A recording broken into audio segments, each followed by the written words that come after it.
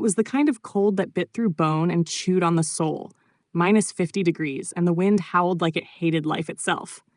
Yet in that frozen wasteland, 15,000 U.S. Marines and a few thousand soldiers stood ready, surrounded by 120,000 Chinese troops. The Battle of the Chosin Reservoir, or as the Marines called it, Frozen Chosin, was about to become one of the most legendary fights in American history. But to understand how these men ended up trapped in the icy jaws of North Korea, we have to rewind to the chaos that birthed the Korean War, the war the world forgot. After World War II, Korea was sliced in two along the 38th parallel. The North went red under Soviet and Chinese backing. The South leaned blue with America and the West. When the North invaded in 1950, they rolled through Seoul in days, crushing everything in their path. The South Korean army was pushed to the brink, huddled behind a desperate defensive line near Busan. Then, like a thunderclap, America struck back. General Douglas MacArthur, bold, brilliant, and dangerously arrogant, launched an impossible plan, an amphibious landing at Incheon, a place every sane strategist had written off. The beach was terrible, the tides unforgiving, but somehow it worked. In a single stroke, U.S. Marines stormed ashore, retook Seoul, and flipped the entire war on its head. MacArthur was on top of the world. He'd broken the enemy, defied the odds, and now he wanted to go further to finish the job. Against orders, against reason, he sent American troops racing toward the Chinese border. He believed the war was already won. What he didn't know was that Chairman Mao was watching and waiting. As U.S. forces raced north through mountains and blizzards, Chinese divisions, hundreds of thousands of men, began slipping across the border under the cover of night. The Marines were outrunning their supply lines, marching straight into a trap, one so cold and vast that even hell would have seemed warm by comparison. And by the time they realized it, it was too late. Snow fell in silence, thick, heavy flakes that swallowed the world in white. The Marines called it the kind of quiet that comes before God flips the switch. They were dug in along the ridges and valleys around the Chosin Reservoir, 50 miles deep into North Korea. One road in, one road out, a frozen, twisting ox trail that snaked through cliffs and valleys like a scar. General Oliver P. Smith, the man commanding the 1st Marine Division, didn't like the situation one bit.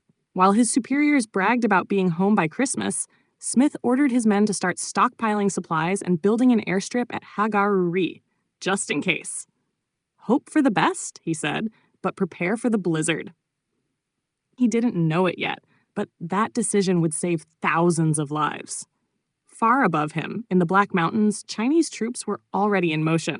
Hundreds of thousands of them, moving in silence, wrapped in white camouflage, carrying everything they owned on their backs.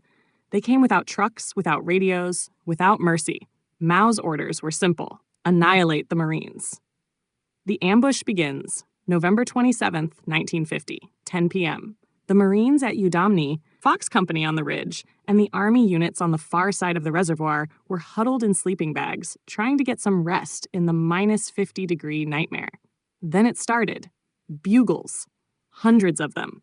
The sound echoed off the mountains, eerie and alien, like 1,000 ghosts screaming into the wind.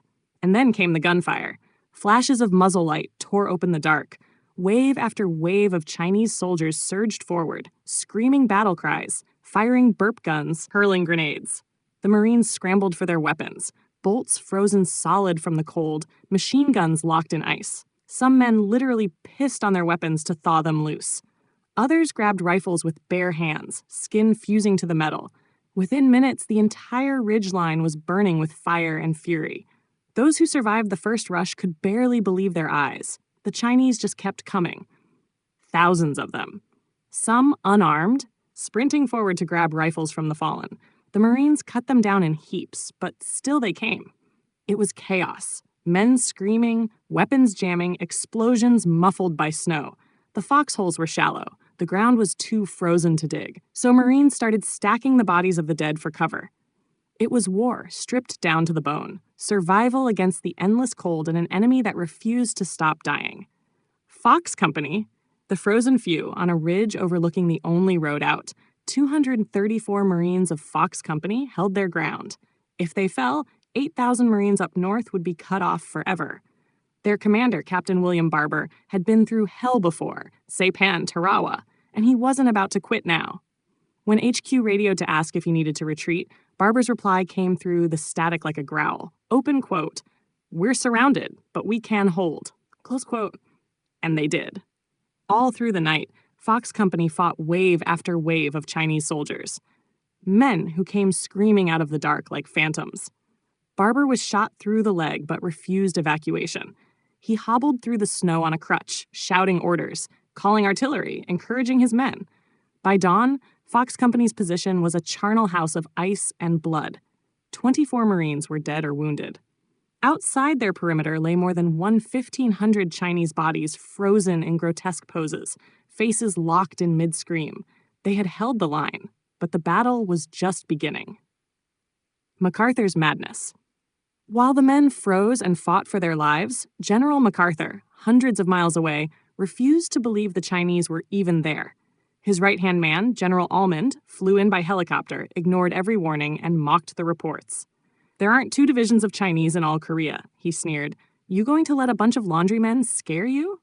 He climbed back into his chopper and vanished into the gray sky. The next morning, his laundrymen hit every American position again. Hagaru under siege. At Hagaru-ri, General Smith's headquarters came under attack from every side. Mechanics, cooks, and engineers grabbed rifles and dug in shoulder to shoulder with the infantry. They fought through the night, flares lighting up the snow like daylight, tracers painting red lines through the white. Smith radioed his units. "Hold as long as you can, then fight your way back. We'll make our stand here." And so they did. The Army fought down from the east. The Marines fought down from Udamni. Fox Company fought just to stay alive. Every step, a battle. Every mile, a graveyard. When Task Force Faith tried to push through, entire platoons were wiped out. Men froze to their rifles in firing position. Trucks and tanks were blown apart and left as twisted ice sculptures by the roadside. Still, they fought on. The miracle of Hagaru. For 4 days, the fighting never stopped. The airstrip that Smith had insisted on was now their lifeline. C-47s coming in under fire, dropping supplies, flying out the wounded. Then, one night, a supply drop came labeled 60mm mortar rounds. The Marines tore open the crates and stared. It was full of Tootsie Rolls. Actual candy. They laughed, cursed, and then started eating. The sugar kept them alive in the cold. But when the frozen chocolate softened in their mouths, the men realized it could be used to patch holes in fuel lines and equipment. The candy literally kept their machines running. The Marines joked that they were fighting communists with candy. But the truth was, it was grit, ingenuity, and sheer stubbornness keeping them alive. The turning point, by December 2nd, the surviving Marines from Udamni fought their way into Hagaru-ri, frostbitten, bloodied, and half-frozen. Newspapers back home were already writing their obituaries, calling them a lost division. But when those battered men staggered into camp, something happened. The Marines already inside started singing the Marine Corps hymn. The sound rolled through the valley, rough, off-key, but full of defiance. The men coming in straightened up, lifted their heads. They weren't a lost division. They were the 1st Marine Division, surrounded, freezing, and still undefeated. When dawn broke over Hagaru-ri, the sky was a shade of gray that looked carved out of steel. Smoke curled from shattered trucks. The air reeked of cordite, diesel, and frozen blood. Thousands of Marines stood shoulder to shoulder, faces cracked from frostbite, eyes hollow from no sleep. But they were alive and ready to fight again. They weren't retreating. They were assaulting in another direction. General Oliver P. Smith stood in the snow, coat flapping in the wind, and gave the order that would echo through Marine history. Open quote, "We're not retreating. We're just attacking in a different direction." Close quote. He knew what had to happen next. 14,000 Marines, thousands of wounded, hundreds of trucks and tanks. All had to fight 35 miles through mountains swarming with enemy troops, all while the temperature hovered at 50 below zero. They called it the March to the Sea. The rest of the world would call it a miracle.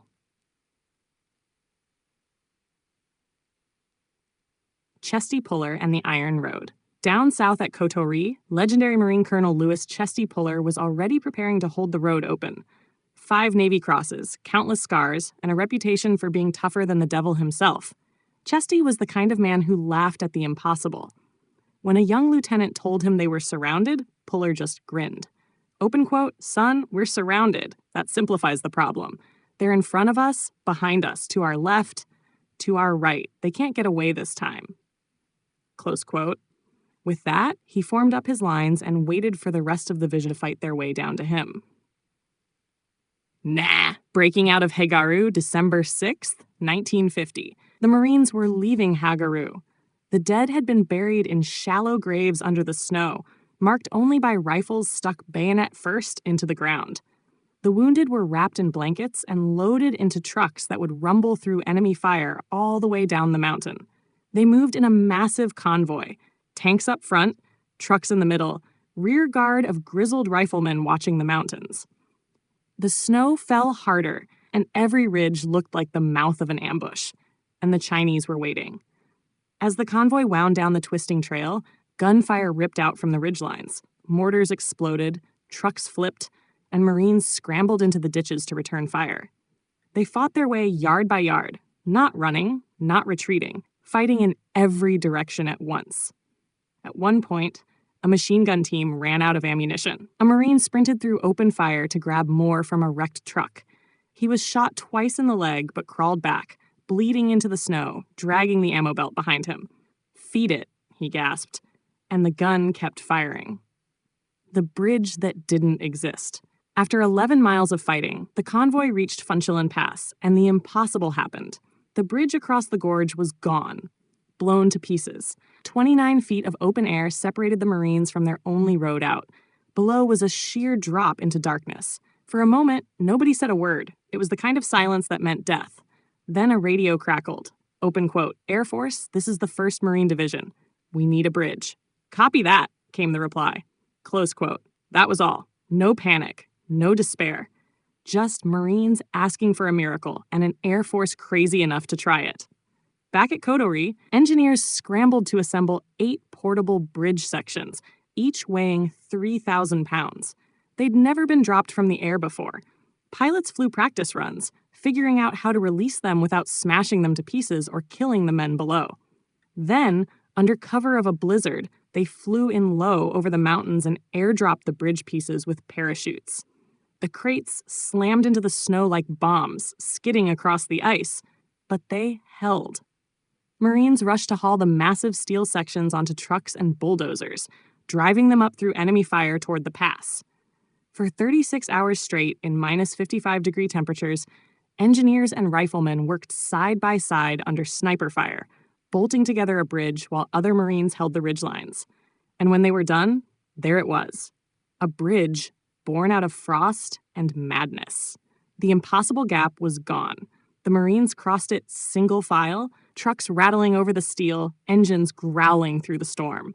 One Marine looked back and said, "If this doesn't get us home, nothing will." The long road to Hungnam. Once across, there was no rest. The Chinese hit them again and again, but by now, the Marines were beyond fear. They fought like ghosts, men who had already seen death and decided to keep walking anyway. At night, tracer rounds lit up the valleys. The frozen bodies of Chinese soldiers stood stiff in the snow, rifles still in hand, faces frozen mid-charge.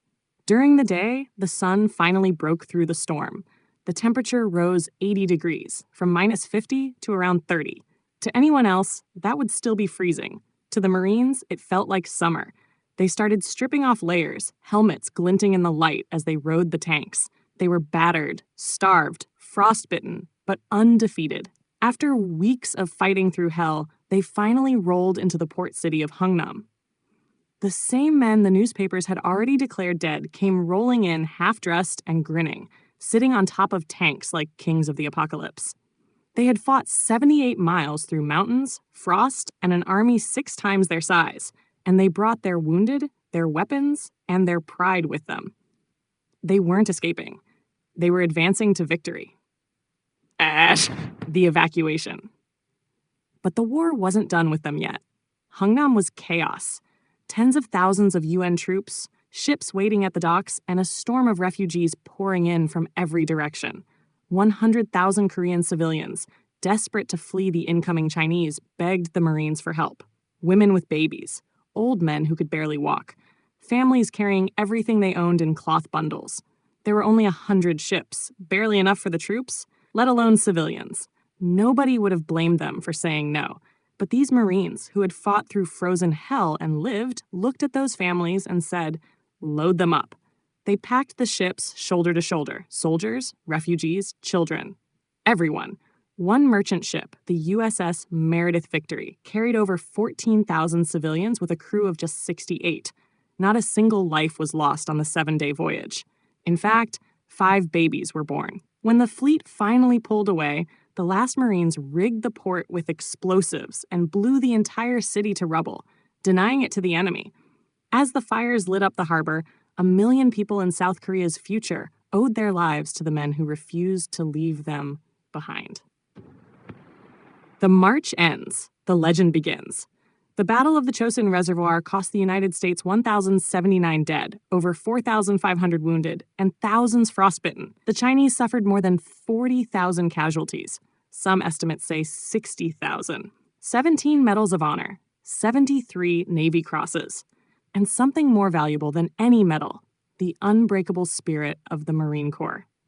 When the survivors came home, they didn't brag. They didn't boast. They just called themselves the Chosen Few. Men who walked through a frozen hell, surrounded and outnumbered, and came out the other side carrying not just their wounded, but a piece of history itself. The guns had gone silent, but the cold remained. It clung to their skin, their bones, their memories, a cold that never truly left. When the ships finally left the port of Hungnam, the Marines stood on the decks, staring back at the fires consuming the city. They weren't cheering. They weren't celebrating. They were just quiet. Men who had seen too much and lived when so many didn't. Behind them, North Korea burned. Ahead of them, the dark sea rolled on, endless and gray. Somewhere far away, people were already calling them heroes. But the men who fought at the Chosin Reservoir didn't feel like heroes. They just felt tired. The cost of survival. When they reached safety in the south, medics peeled off frozen boots from blackened feet. Hands were so frostbitten that fingers had to be amputated. Some men hadn't slept in a week. Others hadn't spoken a word since the march.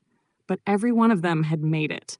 Every one of them had helped pull the others out of hell. They'd lost brothers, limbs, and warmth, but they'd kept their humanity. In the years that followed, they'd call themselves the Chosen Few, a quiet title, almost whispered, like something sacred. When you asked them how they did it, they'd shrug and say, open quote, "We weren't retreating. We were just fighting in another direction," close quote. The voices that remained. Decades later, old men with silver hair and shaking hands would sit in folding chairs and remember that winter. They would talk about the mountains, the sound of bugles in the dark, the sting of ice on bare skin, the crack of frozen rifles. They would talk about how their boots froze solid, how they ate Tootsie Rolls to stay alive, how they carried their wounded through blizzards so no one would be left behind. Some would smile, some would cry. Most would fall silent halfway through a story, their voices breaking, eyes fixed on something only they could see. One Marine said softly, open quote, "You see something like that, and you learn the limits of a man's endurance and how far courage can go before it breaks." Close quote, another added, open quote, "Freedom isn't free. We paid for it in blood and ice, and I'd do it again." Close quote. And they meant it. The legacy today. South Korea stands tall, a nation alive, free, and thriving because of what happened in those mountains. Over 1 million South Koreans are descendants of the civilians the Marines evacuated from Hungnam. They walk city streets, raise families, build lives, all because a group of frostbitten men refused to give up. That's the real legacy of the Chosin Reservoir. Not the medals, not the headlines, but the lives that went on because of the ones who didn't. The Eternal March. When the Chosin veterans gathered for reunions, they always marched together, slow, steady, boots tapping in unison. They weren't the same men anymore. They carried ghosts beside them, names carved into their hearts like cold steel. But when they walked, you could still see the fire in their eyes, the same fire that kept them alive on that frozen ridge in 1950. One old Marine said it best. Open quote, "You don't realize how proud you are until you get older." I was there. I survived. I'm one of the Chosen Few. God bless America. Close quote. The band would play softly, the Marine Corps hymn, echoing through the air. And for a moment, if you listened close enough, you could almost hear the wind howling again across those mountains. You could hear the bugles, the gunfire, the defiant laughter of men who refused to die. The Frozen Chosin. The few who marched through hell, carrying a nation's hope on frost-bitten shoulders and never let it fall.